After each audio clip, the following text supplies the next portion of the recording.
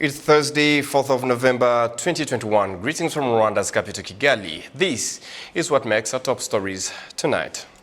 Religious leaders and churches in the western province of Rwanda say some members who show hesitancy to take the COVID-19 vaccine should be held accountable for their choice because they choose to do so because of delusion.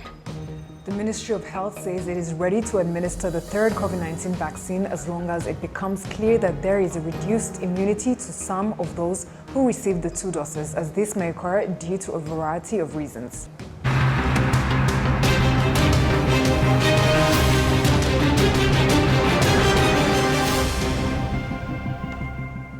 A very good evening to you and welcome to Rwanda Television News. My name is Sam Kalisa. And my name is Martina Awera-Kawagambe. And of course, to kick off tonight's edition, let us tell you that today at Urugwiro village, President Paul Kagame received the CEO of ENI, Claudio Descalzi, and his delegation for discussions on possible collaborations in the fields of energy transition and circular economy in regional perspective. And still to local matters, religious leaders and churches in the western province of Rwanda say some members who show hesitancy to take the COVID-19 vaccine should be held accountable for their choices because they choose to do so because of delusion. Minister of Local Government Gatabazi Jean-Marie Vianney urges people to make the right decisions to vaccination for the purpose of preventing and protecting others from the COVID-19 pandemic. Ethan Tashobie has the story. The Gishita sector in Karongi district is one of the few places where people have chosen not to be vaccinated against COVID-19. Nsengu Valandekwe, the executive secretary of the sector, explains that this is largely due to religious beliefs. We've counted about 431 people who have refused to take COVID-19 vaccine jabs, and among them include 385 people who have expressed religious reasons. In addition to the hesitance against COVID-19 vaccines, the locals have refused to take their children to school and have also refused to take government housing support. These people believe that the second coming of Christ is near and the rapture is imminent. Kalonji district residents who are vaccinated criticize their colleagues for refusing to take COVID-19 jabs. I am fully vaccinated, unlike those who refuse the vaccines due to their religious beliefs. But eventually they will take it because the vaccine saves life. Some say they can't go for vaccines, but those people are putting our lives in danger. As the COVID-19 infections continue to rise in the western part of the country due to COVID-19 vaccine hesitancy, the Minister of Local Government, Jean-Marie Vianney Gatabazi, and the Minister of Health, Dr. Ngamije Daniel, visited the area to sensitize the masses about the importance of being vaccinated. It is punishable by law to mislead people and put their lives in danger in disguise of religious beliefs. The best belief is to choose safety and good health. The 2 ministers also held talks with religious leaders and the church leaders in the western province, where they were reminded that they have the task of educating their members about the dangers of COVID-19 and participating in COVID-19 vaccination campaign. The very people who are refusing COVID-19 vaccines were actually vaccinated while young against tetanus and other diseases. Those vaccines were not first prayed for to get assurance from God. That is being misled. Health Minister Dr. Daniel Ngamije said there was hope that more people would be vaccinated in rural areas before the end of the year, as a large number of residents in Kigali have already been vaccinated, and the country expects a large number of vaccines to arrive in the near future. With more vaccines, we expect to receive about 3.2 million vaccines in December. The vaccines will be distributed across the country. Vaccine hesitancy is not new. We've seen it in Rubavu and Karongi, but we will set up necessary measures. In 7 districts of the Western Province, 900,000 people have already received their first dose of vaccines, while 280,000 people have been fully vaccinated. Reporting for RwandaTV News, Ethan Tashobie. Thank you, Tashavia, for the story. Still on health matters, the Ministry of Health says it is ready to administer the 3rd dose of COVID-19 vaccine as long as it becomes clear that there is a reduced immunity to some of those who received the 2 doses, as this may occur due to a variety of reasons. The categories that have high chances of being given the third dose include the elderly and those with chronic diseases. Some of those who appear to be in those categories say they are not worried about getting a third dose since it is meant to increase the immunity of their bodies. I believe that if I received another dose, my body immunity would be much better than it is now. I would really appreciate it. Some of us live with different chronic diseases, and we're used to taking medicine from the first to the last date of the year. So when we hear that someone is thinking about us, we feel very grateful. I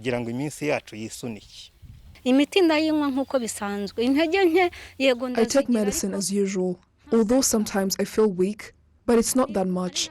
So I think vaccines are important, which is why I think even the third dose could be of more help to me.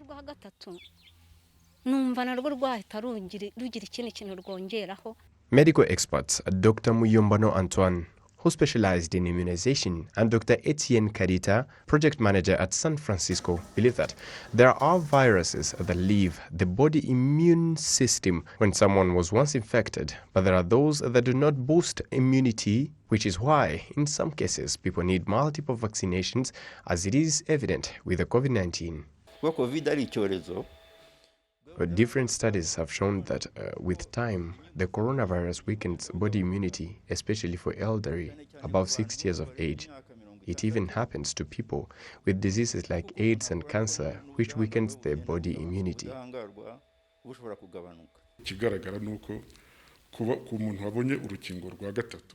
What is evident is that body immunity is higher and stronger for someone who has been given 3 doses compared to the one who have received 2 doses. More on this will be revealed as researches about the third dose and about the virus in general get revealed. The Minister of Health, Dr. Daniel Ngamije, says getting the third dose for someone who have been given 2 doses is possible, most especially when it becomes clear that his or her immunity has greatly reduced. I think it's possible that as we track the immune response for those who received vaccines since like 4 or 5 months ago, and we can, if there is decrease of immunity response, then especially for people with immune suppression or people having chronic diseases, old people, they might be eligible for a third dose. So it's possible. We are watching data, and we believe that to be fair with everybody, if there is a need of third dose, we'll start with those ones, and then we'll keep covering also people who are in need of vaccine, at least for their first and second dose. As of Wednesday, 3rd November 2021, in Rwanda, 2,098,625 people had received 2 doses of the COVID-19 vaccine, while 4,049,590 people had received 1 dose. Some of the countries that administered the third COVID-19 vaccine include Israel and the United States of America, after it became clear that the immunity for those who have been given 2 doses reduced from 90 to 60% after 6 months. To other matters now. The member of the European Union Parliament, Norbert Nassau, has noted that Rwanda is an independent country and so the country's judicial system must be respected. He made his remarks while speaking to the members of the media after meeting the Speaker of the Chamber of Deputies together with several other members of the EU Parliament who are on a working visit to Rwanda. Olive Nete has the details. The Speaker of the Chamber of Deputies, Donatien Mukabalisa, with some members of the Rwandan Parliament, received a team of 8 legislators of the European Union. In their discussions, they focused on expanding their cooperation in various fields, including agriculture, education, and also the partnership in tackling the issue of climate change. Norbert Nasser, a member of the European Parliament heading a team of fellow legislators on an official visit to Rwanda, said that their visit is to strengthen cooperation and addressing the impacts of COVID-19. After the COVID crisis, there are a lot of common issues, and this was the main purpose of our visit, to see the development in your country and to see how we can continue our cooperation in different fields like education, like agriculture, climate change and all the challenges coming up. The Speaker of the Chamber of Deputies, Donatien Mukabarisa, said that they have always cooperated with the European Union and that it helps in fulfilling its responsibilities in representing citizens. There is a project that the European Union sponsors that helps us in our legislative responsibilities. Overseeing the activities of the government, we show them how it helped us in our operations and interactions. Norbert Nesser also said he didn't agree with what their local assembly did when they said they didn't trust the way Rwandan justice system handled the court proceedings of terror convict Paul Rusesabagina's case. It's not a secret that I was not very much, I would say, comfortable with the decision taken by the European Parliament, because we discussed it twice this year in urgencies. And for me, it's not okay that we, on one hand, concentrate on this case and forget a little bit all the other issues we have to talk about. Nevertheless, we as parliamentarians are free in our decision. We made a clear statement, but because we are committed to human rights, you are an independent country, you have the government, you have your judges, and that have we absolutely to respect. We are not here for teaching you. The Speaker of the Chamber of Deputies, Donatien Mukabarisa, says that the cooperation between the European Union and the Rwandan Parliament will continue basing on discussions for the purpose of mutual respect. After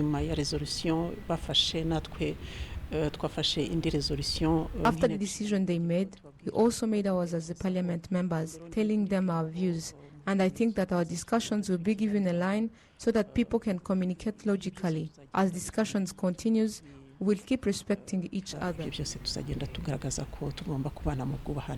The team of European Parliament is in Rwanda on a 5-day visit where they are visiting various activities that they sponsor. Olive Nete, RTV News.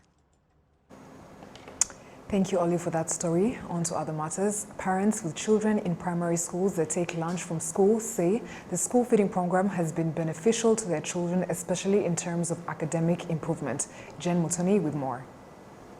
We found students at Gaseke School Complex in Gicumbi District having lunch. Thereafter, they will be going for afternoon classes. Before the school feeding program came about, we used to take lunch from our homes and delay on the way back to school, or even sometimes others would get knocked on the way. Parents say the program has been helpful to them and to the children as there have been significant improvements academically. It's much better now because when a child gets lunch from school, it helps them to perform well in class. And also as parents, we are at ease. Personally, I support this program because lunch per day costs 150 Rwandan francs, which is a very small amount.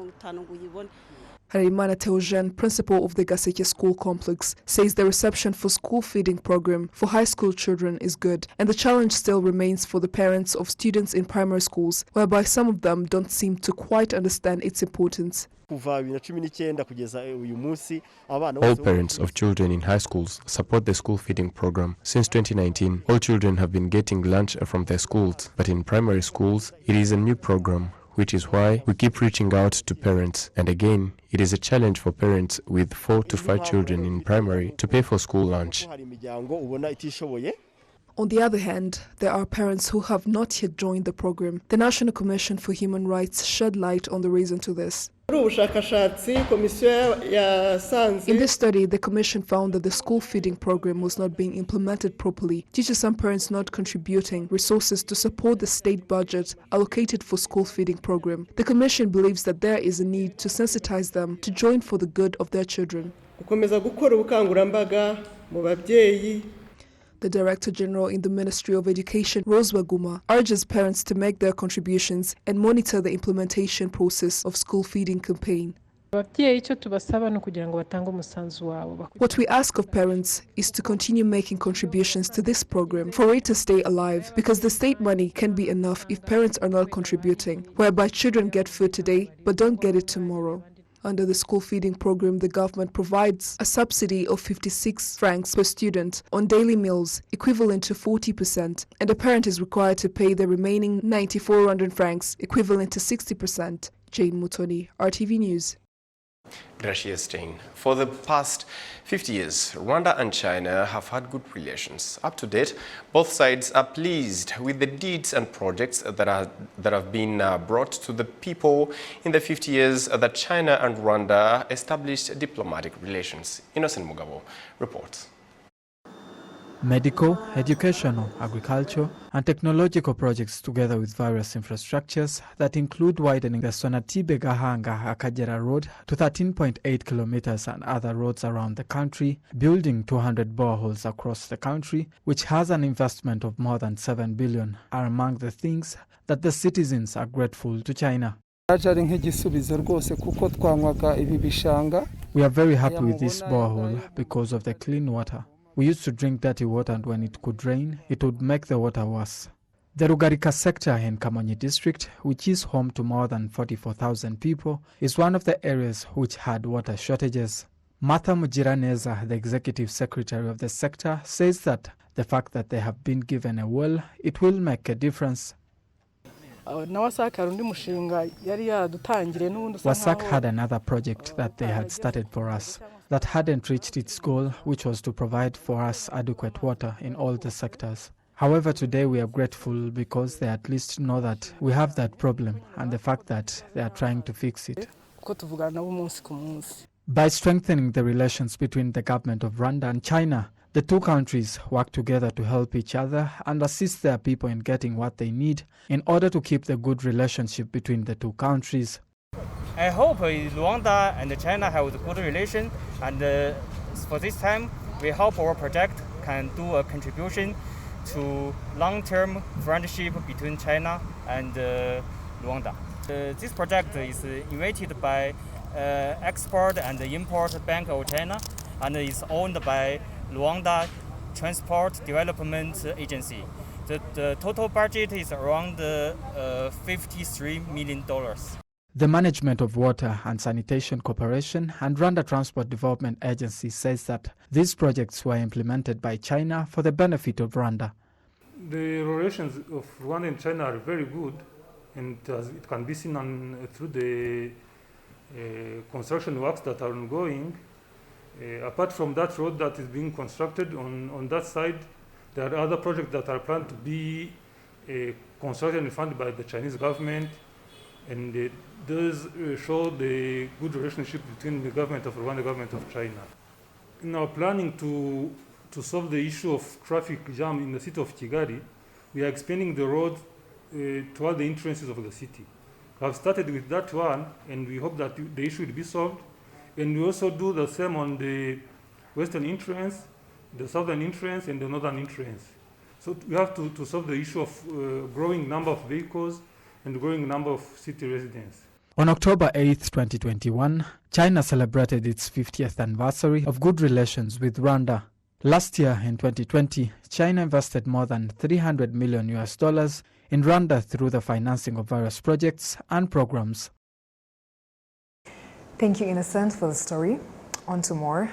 The Rwanda Development Board reports that from 2020 up to date, it has received 23 complaints related to the illegal use of intellectual property. Registrants of such assets believe that it has given them security that they cannot be imitated. Jen Motoni with more. Intellectual property is a product of a person's own personal ideas, including projects, businesses, industries, and artifacts of various kinds that have a special name for him and are registered so that the bearer can be prosecuted. Intellectual property registrants believe that it makes them feel safe because even a copywriter would be prosecuted. We as artists have found it best to first register your art or song before putting it out there. That way, it's secure in a way that no one can copy it or use it anyhow. On that note, I urge my fellow artists to register their art because that is the only way they can't be tampered with. The Registrar General at the Rwanda Development Board, Richard Kayibanda, says that intellectual property registration is currently progressing despite the theft of other people's products taking place. The more people understand their right to intellectual property, the more those that imitate others' work are likely to be imprisoned for it. Hence, it is a socially destructive activity that can lead a person compensating for the damages, which on his or her side can lead to losses and poverty. According to RDB, the number of intellectual property registered under various activities in Rwanda is 24,496. RDB also advises everyone who has this kind of property to register it, as it is the only way to ensure its security. Jane Motoni, RTV News. And on behalf of the entire news production team that made it happen, thank you very much for being with us. My name is Sam Kalisa. And my name is Martina Avera Kawagambe. Stay safe. And have a good evening.